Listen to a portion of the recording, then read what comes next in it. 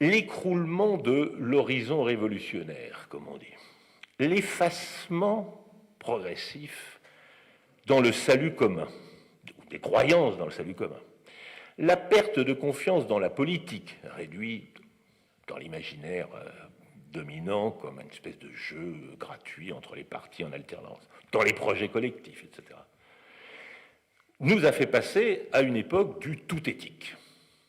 Tout est éthique. Hein? Et la littérature vaut la peine d'être tout est éthique. Que faire et que sauver donc à l'heure où tout est éthique? Les concepts politiques forgés pour penser l'asservissement des hommes sont détournés. On parle de libération animale, au sens où l'on parlait jadis de libération de certains peuples ou de certaines classes sociales. On parle d'exploitation animale, c'est maintenant devenu le mot dominant, au sens où on parlait jadis d'exploitation de l'homme par l'homme. Et même, on n'hésite plus à parler d'extermination. Alors, il y a là quelque chose qui maintenant ne choque plus. Il y a encore 2 ou 3 ans, ou 3 ou 4 ans, c'est ce mot-là. Non, le vocabulaire est entièrement politique parce qu'il y a eu une désertion du vocabulaire politique au profit de ce que j'appelle le tout éthique. Alors, en dépit, ou peut-être en raison du détournement de ce vocabulaire politique, l'éthique animale qui en résulte est la pointe extrême d'une forme d'éthique très particulière qui est l'éthique individualiste. L'idée qui s'impose est que la morale, je préfère parler de la morale, ne repose pas sur des lois universelles, ni sur des règles communes, sur des contrats implicites ou non, sur l'idée de réciprocité, et surtout sur l'idée de justice, n'est-ce pas? Partageons ce qui est juste à chacun selon, etc. Ou encore sur la reconnaissance d'autrui comme personne, ou encore sur des devoirs à appliquer, des vertus à transmettre, ou même, comme aurait dit Foucault, une forme particulière de subjectivation du sujet. Que veux-je être en me conduisant moralement? Sur rien de tout cela, mais sur la valeur intrinsèque à accorder aux individus qui pourraient éventuellement être les destinataires de notre conduite. De telle façon que, comme le questionnement éthique dans l'ultra-individualisme contemporain tend à se réduire soit une simple abstention, ne pas nuire, soit positivement au sentiment du care. L'idéologie du care va pénétrer dans les années qui viennent, vous allez voir. C'est la care, c'est pas à travers la sollicitude, le soin, l'attention à un autre, qui est la forme laïcisée de la charité ou de l'amour du prochain, qui a pris et qui est en train de prendre la place de la notion de justice.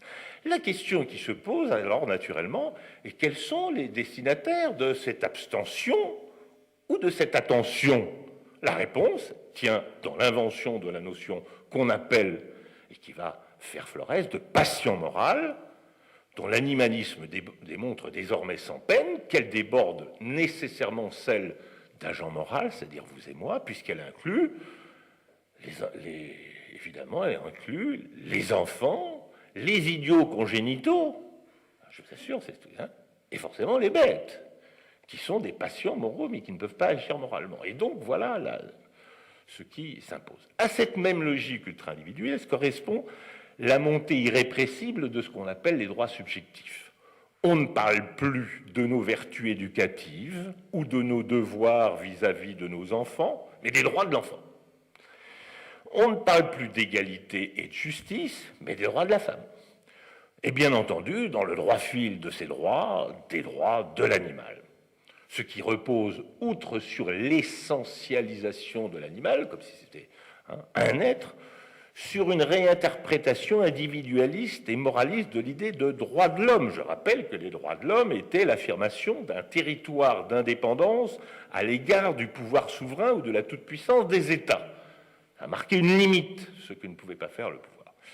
Mais dans la lecture ultra-individualiste des droits n'est-ce pas, on en arrive à penser que ce n'est pas, que c'est une espèce de l'affirmation que chaque être, en tant qu'être, une moustique, je ne sais quoi, posséderait en tant que tel, donné par Dame Nature, un droit, n'est-ce pas, droit qui pourrait opposer, n'est-ce pas, à chaque fois que nous voulons un moustique, droit de vivre. Bon. Alors, au lieu que ce soit l'affirmation, les droits de l'homme, c'était l'affirmation, comme on dit, performative de l'égalité fondamentale de tous les hommes et la proclamation conséquente que toutes les formes de discrimination devaient être combattues et qu'elles n'avaient aucun fondement naturel. Bon. Le changement historique et philosophique actuel le plus important, et qui peut-être est moins sensible médiatiquement, mais qui me semble fondamental pour comprendre ce qui se passe, et qui explique la vague animaliste, me semble être le suivant. Dans l'étude de l'homme, nous avons, comme on dit, changé de paradigme. Nous sommes passés d'un paradigme qui a été dominant au XXe siècle, et particulièrement en France, mais pas seulement, qu'on peut appeler de façon très rapide le paradigme des sciences humaines, dont on dit que l'apogée a été dans les années 60 ou 70 en France, à un paradigme biologique et plus généralement naturaliste.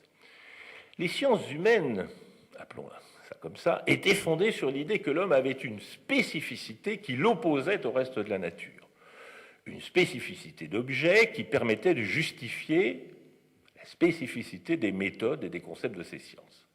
Ainsi, l'histoire, les historiens vous disaient, l'histoire humaine est fondée sur le fait que ça n'a rien à voir avec l'évolution naturelle. La nature évolue, mais l'homme seul, les sociétés humaines, ont une histoire. La psychanalyse était fondée sur la spécificité humaine, de l'inconscient, du symbolique, etc. Les sciences sociales, sur l'opposition de l'instinct des institutions, l'anthropologie culturelle sur l'opposition nature-culture, et l'homme, on passait au niveau des règles qui étaient du domaine de la culture par opposition au comportement naturel. La linguistique sur l'opposition langage humain, communication animale. Donc, selon le postulat épistémologique fondateur de ces sciences, l'homme était opposé au reste de la nature, en particulier animal. Sinon, pas de sciences humaines. L'actuel paradigme dominant qui s'impose est au contraire naturaliste, y compris pour l'étude des phénomènes humains. C'est la conjonction d'une réinterprétation de l'évolutionnisme néo-darwinien, de neurosciences, des sciences cognitives et de leur dépendance. Il tend évidemment à nier toute spécificité humaine pour des raisons exactement symétriques aux précédentes.